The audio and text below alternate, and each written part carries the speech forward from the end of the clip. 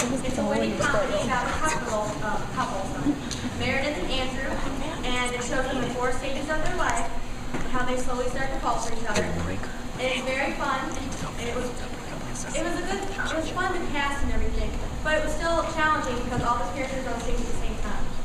We'd like to give special thanks to Sierra Farnsworth, who's been working with us since day one, and has been a great big help, and to my lovely life crew, because I've been giving them lots of hard directions and such. So we hope you enjoyed the show. we hope you enjoy Why We Laugh.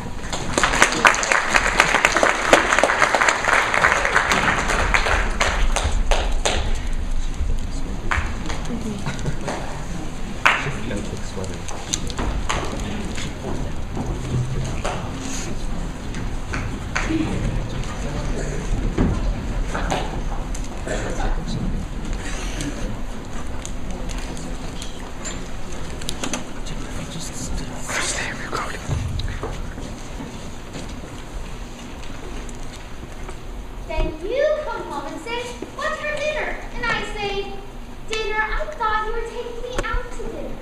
And then we both laugh. Well, why do we laugh? We just do. And I say we're having steak and carrots and potatoes. And I say, Well, why do we laugh? we just do. Now, I'll be cooking. You go out and then come back in.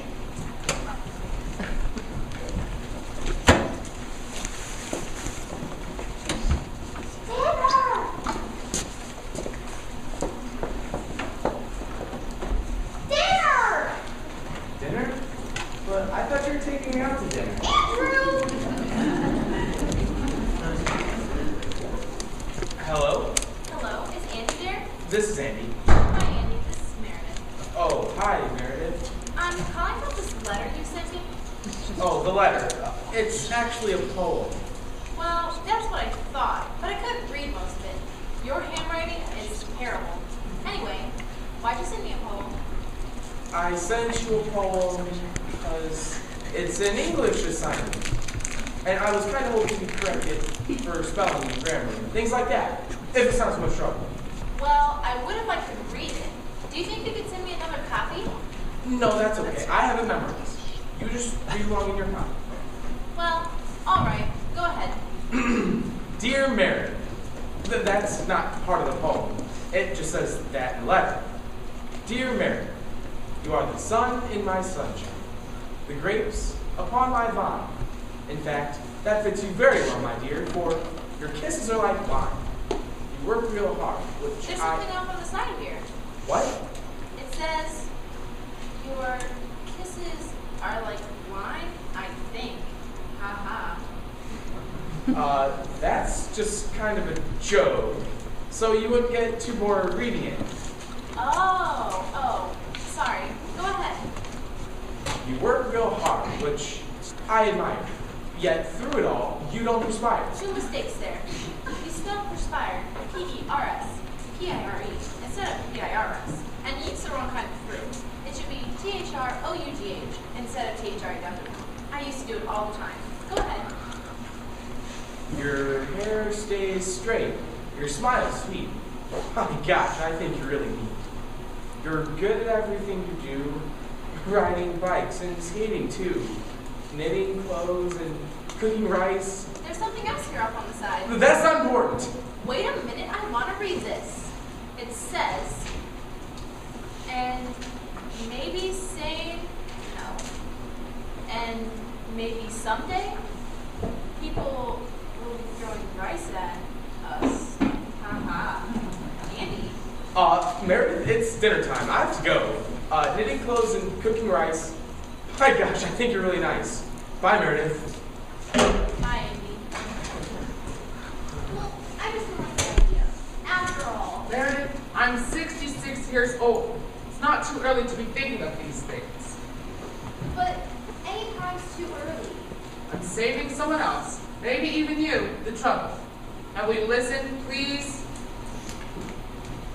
Andrew G. Powers, a lifelong resident of Fieldsbury, Massachusetts, died yesterday. The blank of luck. Born November 16th, 1944, Mr. Powers was a healthy baby and most always very happy. He continued to be that way throughout most of his life. He attended Larrabee Grammar School.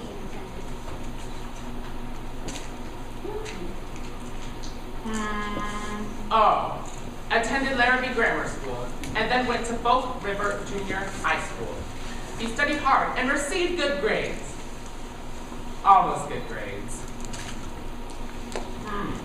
Oh, while being active in baseball, basketball, and drama.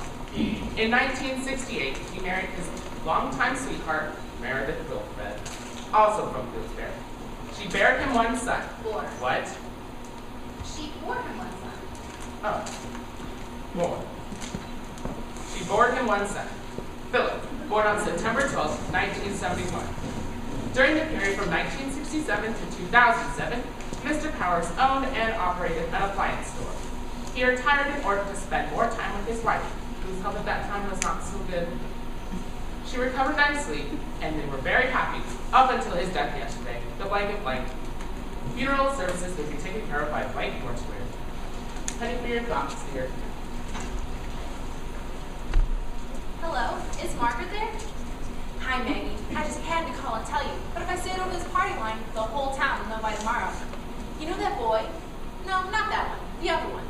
The one that wore the different colored socks today. He asked me to the thing that's coming up at school next week. You know, the blank.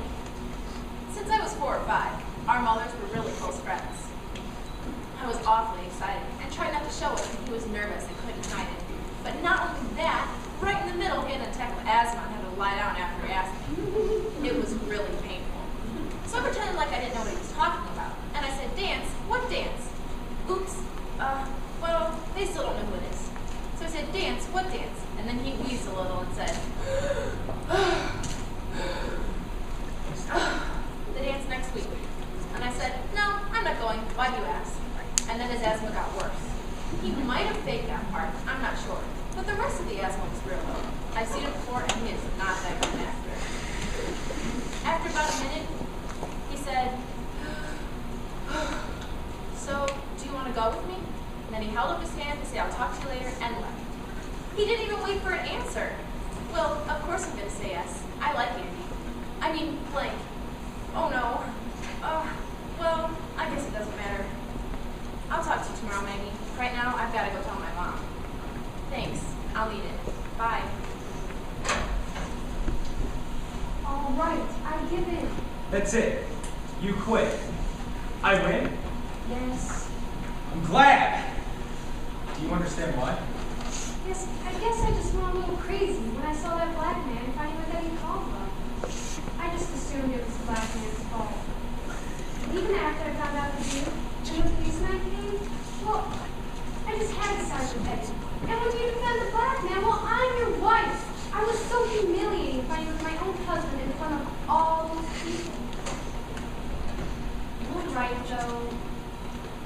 It's just that ever since we were young, you remember, there's only been one black man in the whole town for a while. I do remember. His name was, well, I don't remember his name, but he was short and skinny, and he always slumped over. We weren't supposed to go near him. And every time we saw him, you cried and you cried. You were so afraid of him. No, I wasn't. You weren't? No. Why did you cry? Because everyone else laughed. I mean, you remember, especially the adults, they always made jokes. I don't know what jokes were worse, the ones to his face or the ones behind his back. And he'd always walk around with a smile, and you knew it was fake. But you know, that's all in the past now, and so is this afternoon. Do you realize we've been married 20 years, and this is the first time I've won an argument? Well, you've never been right before. Never? Maybe once or twice.